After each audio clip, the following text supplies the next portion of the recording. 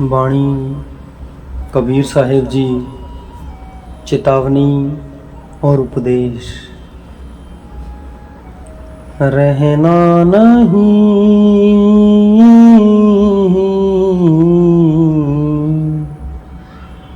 देश बिराना है,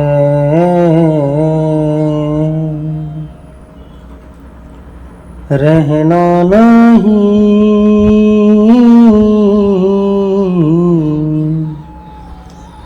देश बिराना है। यह संसार कागज की पुड़िया, बूंद पड़े घुल जाना है, बूंद पड़े घुल जाना है। रहना नहीं देश बिराना है।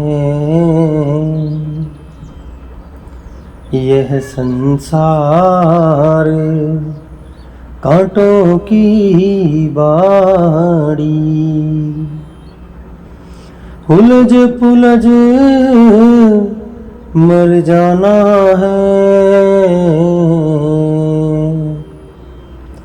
उलझ पुलझ मर जाना है। रहना नहीं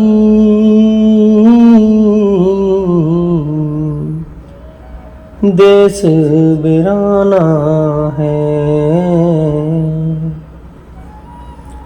यह संसार चाड़ और चाखड़, आग लगे बर जाना है, आग लगे बर जाना है। रहना नहीं देश बेगाना है। कहते कबीर सुनो भाई साधो, सतगुरु नाम ठिकाना है, सतगुरु नाम ठिकाना है। रहना नहीं देश बेगाना है।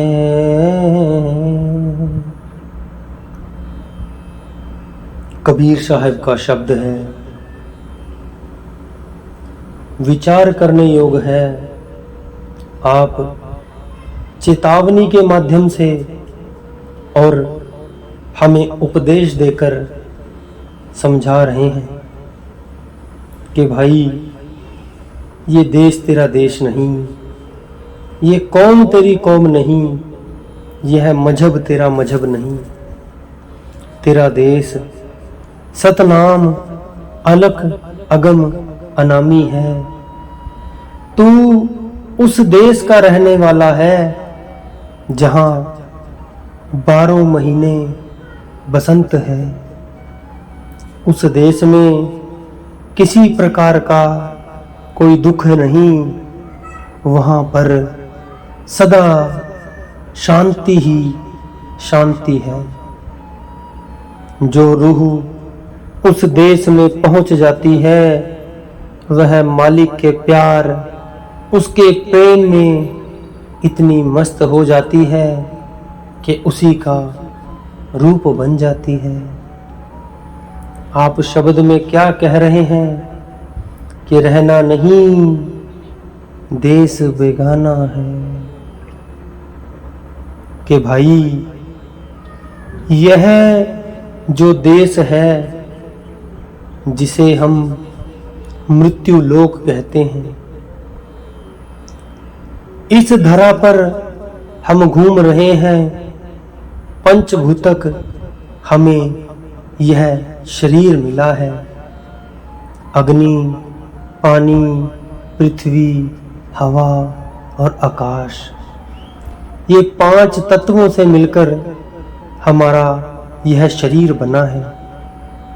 जब वह परमात्मा इस जीव के अंदर से अपनी अंश उस जीवात्मा को वापिस बुला लेता है, तो यह 5 तत्व अपने असल में जाकर विलीन हो जाते हैं और हमारा शरीर एक मिट्टी की ढेरी बन जाता है। हिंदू भाई इसे अग्नि की हवाले कर देते हैं, मुसलमान क्रिश्चियन भाई इसे मिट्टी में दफना देते हैं। यह शरीर हमारा अग्नि में मिलकर राख बन गया, मिट्टी में मिलकर मिट्टी बन गया। वाणी में आप फरमाते हैं, मुट्ठियां भींच के आया बंदे, खाली हाथी जाएगा। कि भाई जब तू इस संसार में आया था, तब तेरे पास एक खजाना था। वह खजाना श्वासों का खजाना था। वह श्वासों रूपी मोती तुझे देकर उस परम पिता परमात्मा ने इस मृत्यु लोक में भेजा था। तूने क्या करना था?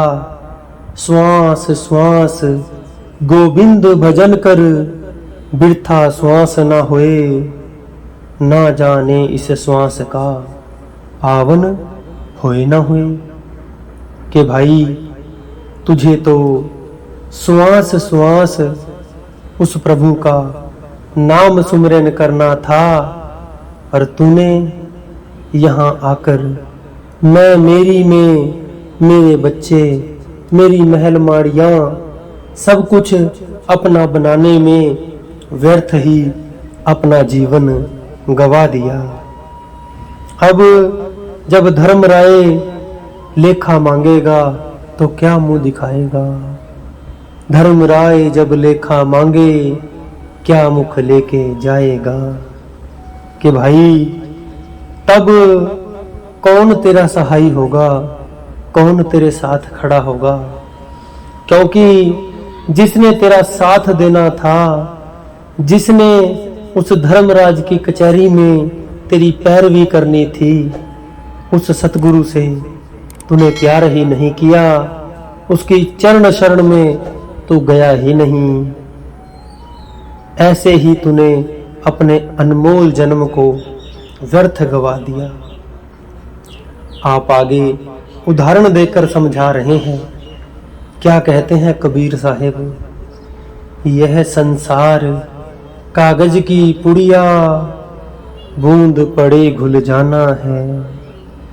कि भाई ये जो संसार तुझे नजर आ रहा है, यह उस कागज के समान है जिस कागज पर पानी की बूंदें धीरे धीरे गिरती रहती हैं, और एक समय ऐसा आता है कि वह कागज गल जाता है, उसकी हस्ती मिट जाती है। इसी तरह एक दिन धीरे धीरे करके तेरे भी श्वासों रूपी यह जो कीमती तेरे को परमात्मा ने सामान देकर, हीरे मोती लाल देकर भेजा था, यह श्वासों रूपी तेरे हीरे लाल दिन प्रतिदिन खत्म होते जा रहे हैं। तू क्यों अपने इस इंसानी जन्म को व्यर्थ गवा रहा है? यह संसार कांटों की बाड़ी, उलझ पुलझ मर जाना है। आप आगे कहते हैं कि भाई यह जो संसार है वह एक बहुत बड़ी कांटों की बाढ़ के समान है।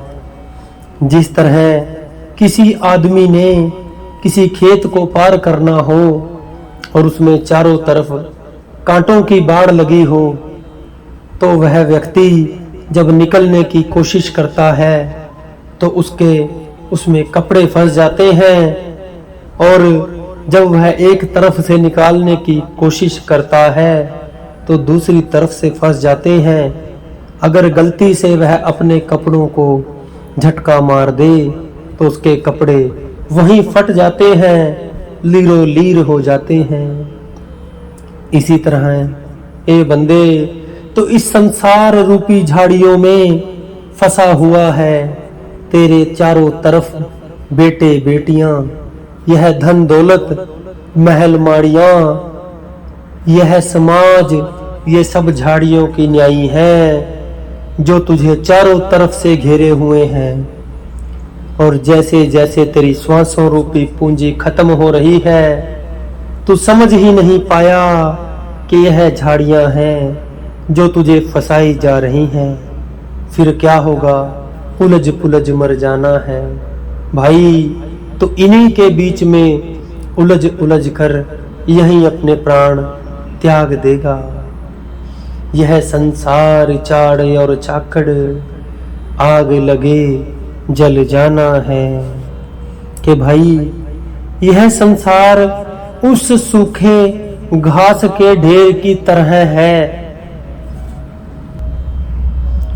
जिसे माचिस की अगर एक तीली दिखा दी जाए तो पल भर में जलकर राख का ढेर बन जाता है।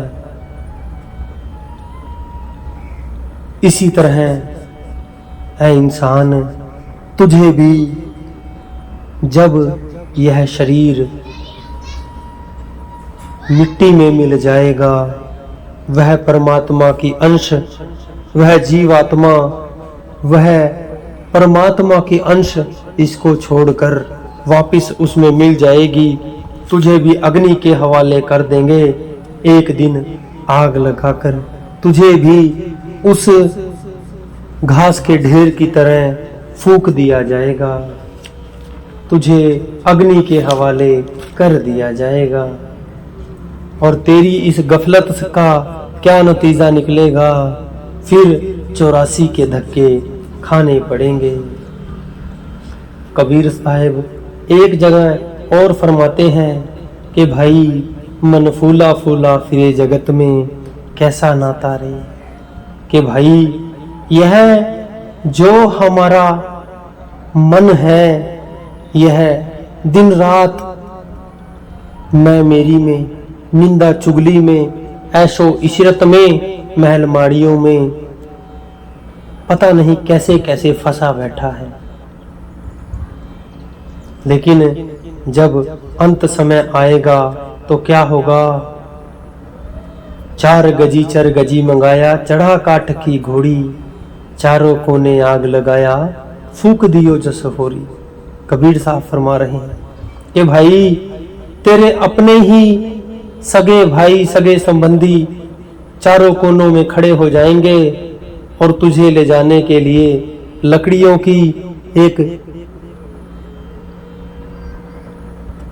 काठी बनाई जाएगी जिस पर तुझे लेटाया जाएगा, और वह तुझे उठाकर मरघट तक लेकर जाएंगे और फिर तुझे लकड़ियों के ढेर पर लेटा दिया जाएगा। फिर आप क्या कह रहे हैं? फूक दियो जस होरी। के भाई तुझे इस तरह आग लगा दी जाएगी जैसे होली को जला दिया जाता है। और तेरे शरीर का क्या बनेगा?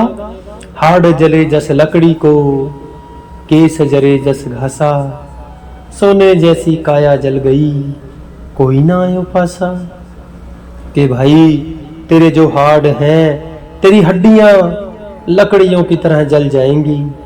और जिन बालों को श्रृंगारता है, 10-10, 15-15 मिनट शीशे के सामने खड़ा होकर निहारता है, तेरे इन बालों को कैसे जला दिया जाएगा जैसे घास के पूले जला दिए जाते हैं। कि भाई ये तेरी सोने जैसी काया थी, इसके अंदर बैठकर तूने प्रभु के राम नाम का वणज करना था, व्यापार करना था।